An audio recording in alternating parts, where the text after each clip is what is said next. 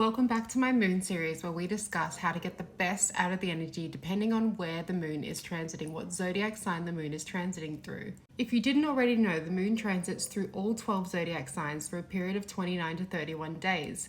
And I'm going to discuss with you how to get the best out of the energy depending on where the moon sits, what zodiac sign the moon is sitting in. And today we're going to be discussing the moon being in Scorpio, which it is today. Before we get stuck into it, if you want to know how to get the best out of the energy through each of the 12 zodiac signs, I have a moon transiting guide up on my Patreon, so give it a look and see if you're interested. So when the moon is transiting through the zodiac sign of Scorpio, the energy tends to feel really intense and deep. The energy can also tend to feel heavy and emotional and almost like your subconscious is coming to the surface for you. It's also a time where you may want to be a little bit more private than usual. Look at the zodiac sign Scorpio. It is a sign that is constantly transforming itself. It is the sign of rebirth, and it's also highly intuitive. So you might find during this time things just come to you and they make sense. It's definitely a time to follow your intuition rather than rely on logic. So how can you get the best out of the energy when the moon is transiting through the sign of Scorpio?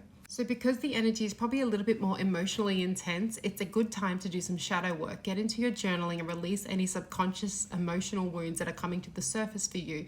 You may also want to use this energy to do some investigative work. Have you been putting off something that you need to get done, a problem that needs to be solved? This is a really good time to use this energy. And if we look at the sign of Scorpio, they absolutely hate somebody that lies. It is definitely a time to have those deeper, more vulnerable conversations maybe that you've been putting off. And of course, if we look at the sign of Scorpio, it rules sex, it rules passion, it rules intimacy. So it might be a really beautiful time for you to reconnect with your loved one.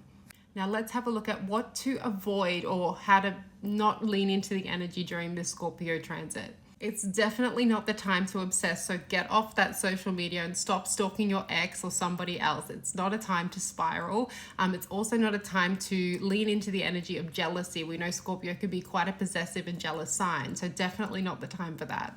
It's also not a time to hide your feelings and hold on to them, because we know Scorpions love to do this. And if we are holding on to this energy, there might be a strong chance that it'll erupt later. It's definitely one of the zodiac transits where it's a little bit more intense. You may feel a lot more intensity, a lot more depth. So it's definitely a time to lean into that energy and use it best for you to have personal growth. I'm personally so thankful it only comes once a month because I feel it so deeply because it is in my 6th house natally.